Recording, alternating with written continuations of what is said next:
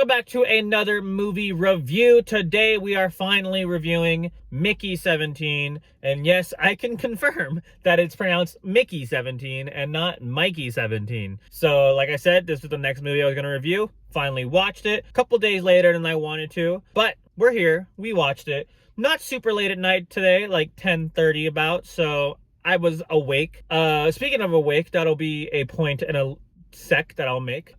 So I guess we can start with my overall thoughts, my spoiler-free thoughts, my review and all that. So I didn't know exactly what I was gonna expect in this movie. Like, I know the director. I'm not gonna try pronouncing their name because I know I'm gonna fuck it up, so I'll just put it right here.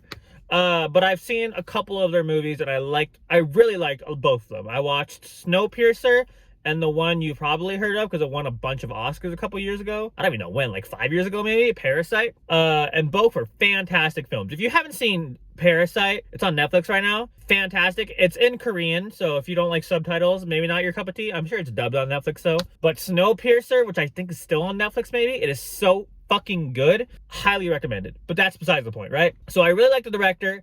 I did watch the trailer for this film because I saw it in like the theater trailer sections, you know what I'm talking about, like the pre-movie trailers, and like I got the idea, but I didn't know where it was gonna go, if that makes sense, which isn't like a bad thing. I'm not saying it's a bad thing, I'm just saying that was my experience with it. But the way I feel about this film is that like I wasn't disappointed, but I wasn't really in love with it. It was good to fine. So I guess we'll start with the number. I genuinely would just give this like a low 7 out of 10. I didn't hate it, I just didn't love it, right? So I don't know what hurt this movie in my head, you know? Like, I don't know if I had too high of expectations because of the director I really like, or if it just was the film itself. So like, there were parts in the film, like I was talking about Awake, there was parts of the film where like I felt I was getting a little bored and I almost fell asleep during one section, which is like crazy because the other movies I watched this year, I was watching them at like fucking midnight and I was fine, but I was a little tired today. And like I eventually snapped out of it and I started paying attention again because the movie started getting a little better. But like overall, the movie, it was just generic, I guess. Not generic, like it wasn't like cool sci-fi. It just didn't do anything to really stand out. And it was like, it kind of felt like what Marvel has kind of turned into, where it's kind of be actiony but like do some like comedy, like slapstick comedy.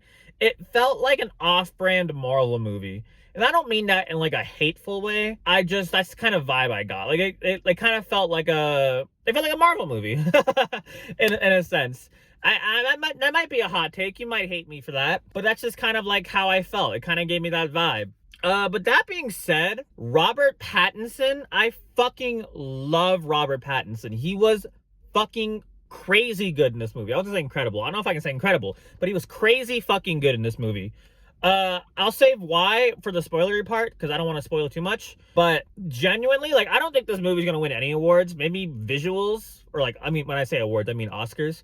I don't think it's gonna win an Oscar or anything. Maybe visuals, but I doubt it. But I think Robert Pattinson, depending on what comes out later this year, could be somewhere in that conversation. And the best part about Robert Pattinson for me is that I never watched Twilight. So like, he's not ruined for me. Like, I had some friends who were like, just don't watch him because of Twilight, which is like fucking brain dead stupid. Like, that man can fucking act. I'm so glad Batman came out, because if it wasn't for Batman, people would sleep on this man still. And like, he's a great fucking actor. But yeah, he has a great performance. Mark Ruffalo, as you know, Hulk from the Marvel movies. So this shouldn't be spoilery, but just in case, mild spoiler warning, but he plays a kind of like dickhead politician, and I feel like they were just trying to make like a Trump character, if you know what I mean, like just super over the top, like makes you want to hate him character. And I don't know if that's just me filling in gaps in my head, but like it definitely felt like a straight up like Trump stereotype, and it worked really well, which is weird because I feel like this movie, well, it probably did get shot before Trump was even like running again. We all knew he was gonna run again, but it felt like it was probably made before he started running again. So like I guess he ran it before, so I guess they had plenty of material, but still, it just felt like a Trump stereotype, and I didn't like hate it. I didn't love it.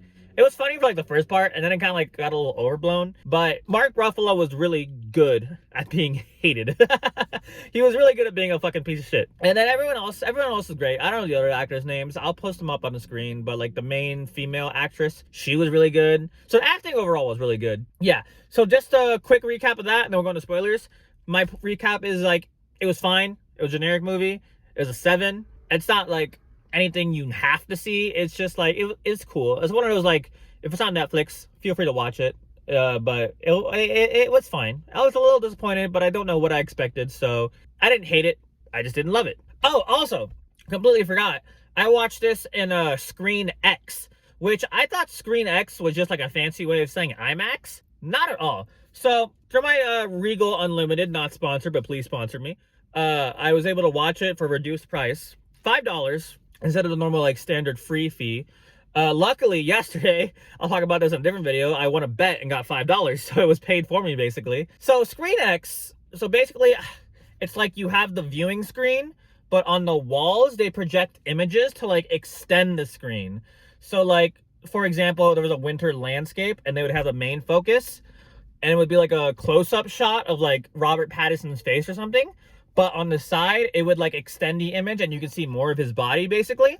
So it was kind of like if you use Photoshop, it's like if you use the generative expanse tool and like it'll fill in. I hope they don't use AI for that shit, because if they do, that's fucking stupid. I don't know. But it's like if you use like the generative AI and like you expand your canvas and it like fills in the gaps for you. And like, it's cool, 100% gimmicky, but it's not like a bad gimmick.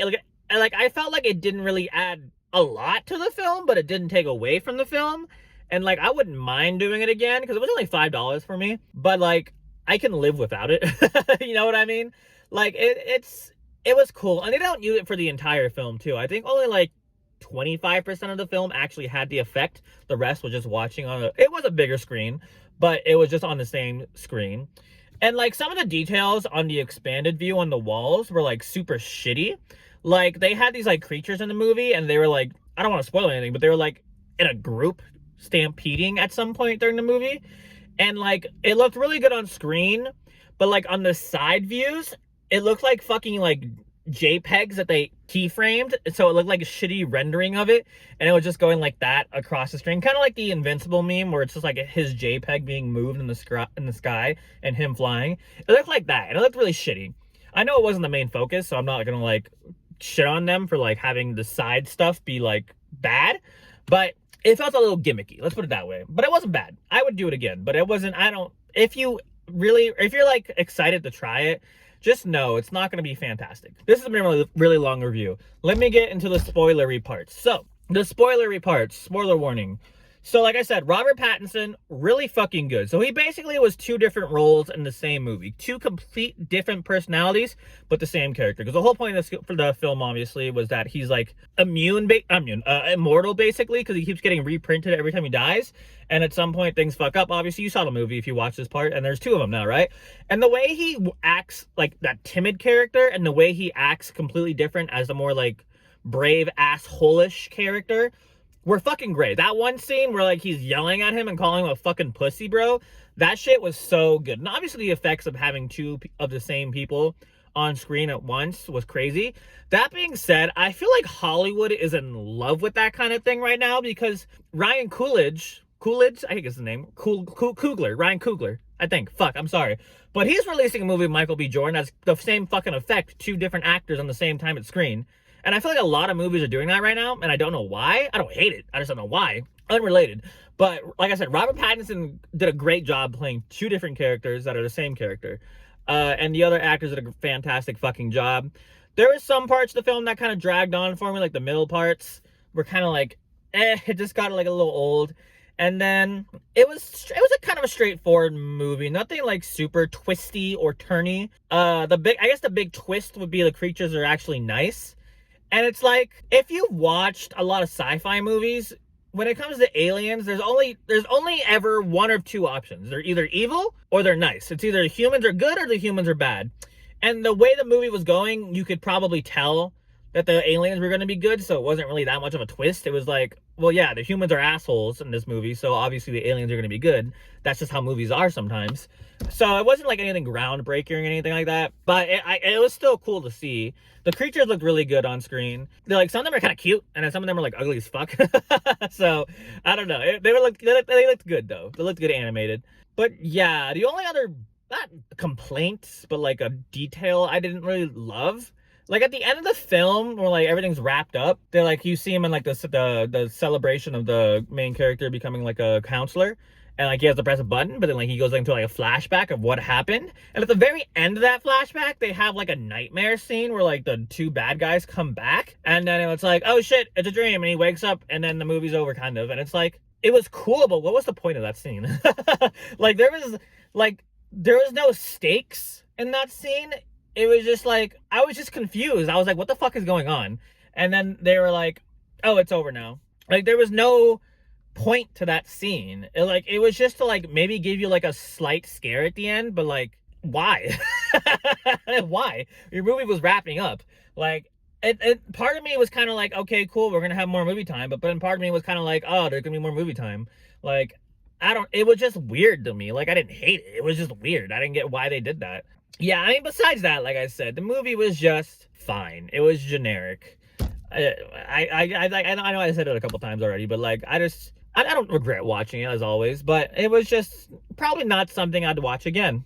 Let's put it that way. So yeah, low 7, recommend, maybe. I don't know if I'd watch it in theaters, but I don't hate it. It was fine. Next time, I don't know exactly what we're gonna watch. Oh, never mind. I'm probably gonna watch Novocaine next. I heard really good things about Novocaine, and I think it comes out this Friday, so I'll probably watch that. But yeah, thank you guys for watching. Sorry this one was a little longer and I got on a little tangent. You know how I am. I fucking yabber all the time. Yapper, whatever.